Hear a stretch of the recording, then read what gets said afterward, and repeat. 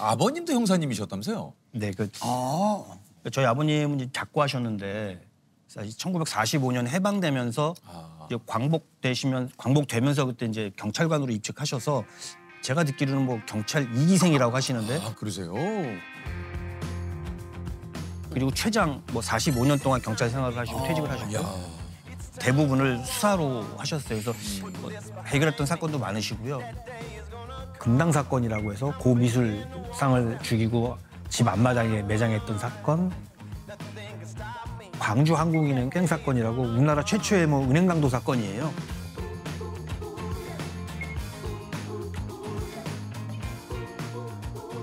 강력계의 전설로 불리는 강찬기 형사님은 1970년 제4회 청룡봉사상 용상 수상자입니다. 자주 못 들어오셨지만 들어오시면 뭐 이렇게 총을 가끔가다 차고 들어오실 때가 있었는데 어린 마음에 얼마나 신기했겠어요. 만져보고 싶고 당연히 못 만지겠는데 이제 그걸 보시고 제 기억으로는 그해 겨울이었나 뭐 크리스마스 때 선물로 장난감 총을 사줬던 기억이 나고요. 그래서 그렇게 하다 보니 자연스럽게 스며들어서 경찰관이 되지 않았나. 아버님께서 경찰 시험 합격날 해주신 얘기가 있다고 그래요. 네. 이 세상에 뭐 풀리지 않는 사건은 없다. 제가 아까 좀 전에 말씀드렸던 부분은 비슷한 부분인데요. 사건이 발생을 하면 하늘도 알고 땅도 알고 그 피해자도 알고 그다음에 그 가해자도 분명히 알고 이게 누가 모른다는 건 없다. 놓지 말아야 된다. 이런 말씀을 해주셨습니다. 존재만으로도 막 이렇게 뭐 범접할 수 없는 그런 분이니까 뭐 아버지가 해주셨던 말씀들 정말 진실되게 돼야 되고 진심을 다해서 수사를 하고 뭐 어려운 사람들을 다 생각해야 된다는 그런 말씀이 뭐 사실이구나 이렇게 증명이 되는구나라는 걸 알 수 있었죠. 야, 너 뭐 아버지를 닮아서 그런지 너 저도 정말 촉이 좋다 뭐 이런 얘기는 제가 들어봤어요. 그런 얘기는 들은 것 같습니다. 43년 만에 아들이 같은 상을 받게 되면서 첫 부자 수상자가 탄생했습니다. 엄청 좋아하셨어요. 그러니까 당신이 평생에 뿌듯하게 받으신 상 중에 가장 뿌듯하게 생각하시는 상이었는데 그걸 당신 아들이 똑같이 받고 그 상이 생긴 이래 부자지간에 수상한 게 처음이어서 정말 좋아하셨어요. 사실 우리 형사님께서 지금은 서울청 의료수사팀 팀장님으로 계시다고 하는데 이게 이제 의료수사팀이 따로 있다라는 걸 지금 오늘 알았어요, 저도요. 이제 많은 분들이 잘 모르시는 부분이긴 한데요. 그러니까 2014년에 잘 아시는 가수 신해철 씨가 이제 수술을 받다가 돌아가셨잖아요. 예. 지난해 10월 17일 고 신해철 씨는 병원에서 장협착 수술과 위축소 수술을 받고 열흘 만에 숨졌습니다.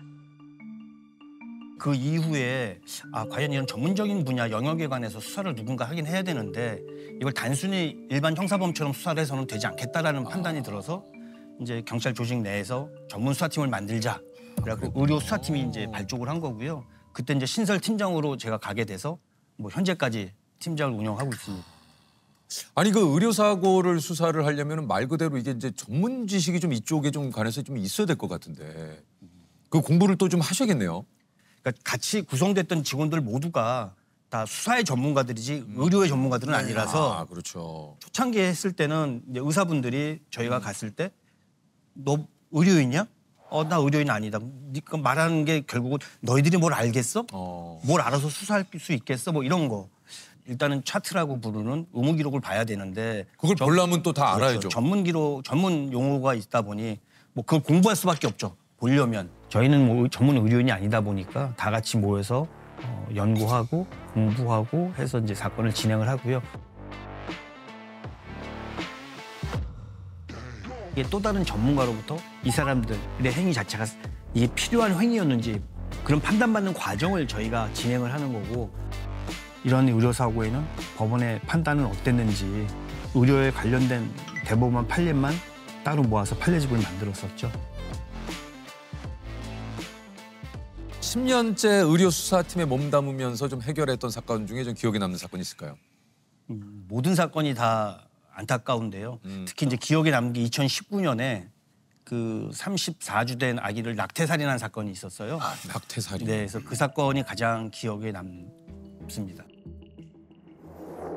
그 원치 않는 임신을 했던 이제 여학생이 있었는데 나이가 어리다 보니까 이게 34주 가도록 말도 못하고 고민을 많이 하다가 결국 이제 그렇죠. 그래서 엄마가 여기저기 수소문을 해서 낙태할 수 있는 병원을 찾아가게 된 건데 문제는 이 34주 정도 되면 그 태중에서 아기를 죽게 하기가 거의 불가능한 거고요. 그러니까 출산 이후에 결국은 사망하게 되는 건데 당시 의사는 이미 사망한 상태였다라고 주장을 했는데 이 당시 그 수술실에 CCTV도 없던 상황이고요.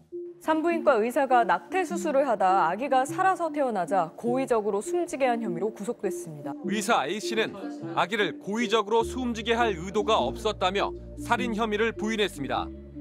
살아서 태어났다는 데 초점이죠.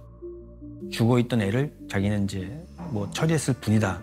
뭐 그렇게 주장을 했어요. 그 사람들의 진술이 과연 사실인지 아닌지 내가 한 행위는 불강력적이었다라는 그 내용 자체를 사실로 확인하는 과정이 필요한 건데 저희는 이제 실황조사라고 하는데 한 극을 하나 만들듯이 당시의 상황을 뭐 구조라든가 이런 걸 맞춰놓고 당시에 그 현장에 있었던 의료진, 의사까지 다 모여서 당시의 상황을 처음부터까지 진행을 해보는 거죠. 또 저희가 그런 재연을 한다고 미리 고지하지 않았기 때문에 자기들끼리 입을 맞출 만한 시간도 없었어요. 그래서 진행하다 보니까 의사가 한 얘기랑 그때 의료진 참여했던 분들하고 하는 얘기가 진술이 틀려지는 거고요. 결정적으로 의사는 죽어서 태어났다고 얘기를 했지만 수술에 참여했던 분들은 아기가 살아서 태어났고 울음소리도 들었고 살은 아기를 물을 담긴 플라스틱통에다 넣어서 죽게 했다. 뭐 이런 진술을 저희가 확보를 해서 사건을 하게 된 겁니다. 권대희 사건이라고 알려진 내용인데요. 양악 수술을 받다가 과다출혈로 사망한 사건인데 다행스럽게 거기 CCTV가 있었고 CCTV를 통해서 저희가 이제 수사를 진행하면서 뭔가 의심점이 발견되는 거죠.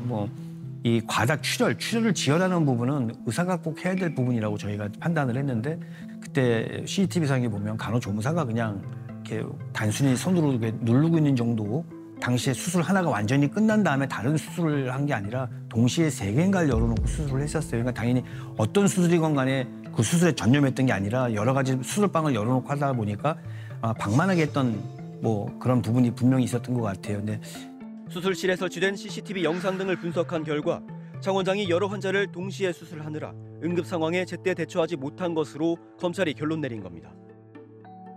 나중에는 어머니가 그 수술실에 CCTV가 꼭 필요하다 뭐 이런 주장을 하시면서 뭐 국회 앞에 가서 시위도 하시고 국회 가서 증언도 하시고 해서 그 법이 통과가 돼서 현재는 뭐 수술실에 모든 CCTV를 설치하게끔 되는 근간이 됐죠. 그래서 절대 잊혀지지 않은 사건 중에 하나고. 혹시 그 형사님도 저 직업병 같은 게 좀 있으십니까? 어떻습니까? 의심 잘해요. 그래요? 의심 잘합니다. 눈빛이 뭔가 이렇게 지나가다가도 뭔가 좀 쎄한 느낌이 드는 상황이 있습니까? 많죠. 제가 새벽에 늦게 들어오거나 일찍 나가는 경우가 있잖아요. 근데 제가 나가는 시점에 뭐 어떤 택시에서 어떤 여성분이 내린다든가 아니면 뭐 편의점 앞에서 누가 싸우고 있다든가 뭐 이런 모습 볼 수가 있잖아요. 꼭 시계 봅니다. 지금 몇 시지?